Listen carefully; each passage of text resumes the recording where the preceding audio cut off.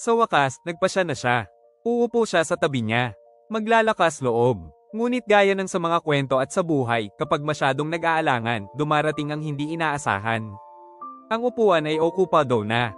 May ibang nakaupo doon, isang lalaking halatang kilala niya dahil nakahawak na ito sa kamay niya. Huli na, wakas na ba ng kwento? Hindi, isa lamang itong ibang bersyon. Isang bersyon na wala siya.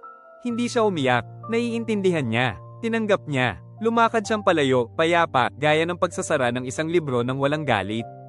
At alam mo ba, hindi ko rin inaasahan yon. Lumaki siya, kaunti lang, ngunit sapat na yon. Sapagkat iyon ang kabataan, ang kakaibang edad sa pagitan ng halos hindi na at hindi pa talaga. Dito natututunan ng isang tao na hindi sapat ang basta gusto lang, na ang pagkilos ng huli ay minsan katumbas ng hindi pagkilos, at na ang pagtanda ay ang kakayahang matalo ng hindi nawawala ang sarili. At pagkatapos, may mga matatanda. Ang ilan ay hindi talaga nakalabas sa pagkabata. Hindi yung pagkabata ng candy at kubo, kundi yung pagkabata ng mga dahilan, ng mga hindi ko kasalanan, at ng mga ayoko pumili. Ang iba na may sobrang maingat, sobrang marunong, hanggang sa hindi na sila nangangahas. Ipinagpalit nila ang kanilang kuryosidad para sa katiyakan, ang kanilang tapang para sa mga schedule na maayos na nakapila. Ngunit sa pagitan, may landas. At tayo, bilang matatanda, ang dapat magbigay liwanag dito. Hindi upang magdesisyon para sa kanila, kundi upang samahan sila sa paglalakbay. Upang ipaalala na ang pagiging isang tao ay hindi nangangahulugang kalimutan kung sino ka noon.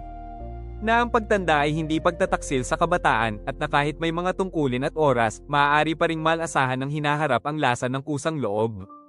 Ang tungkulin natin ay hindi sabihin kung sino silang dapat maging, kundi tiyakin na sa kanilang paglakad, mananatili sa kanila ang liwanag, marupok ngunit mahalaga, na nag-uugnay sa kanila sa batang minsan silang naging. At sa pagitan natin, tiyak na darating muli ang isa pang upuan, isa pang ngiti, isa pang pagkakataon, sa susunod na taon.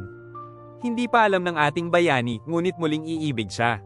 Hindi ngayon, ngunit balang araw, bigla, nang walang babala. At baka mag-alinlangan siyang muli.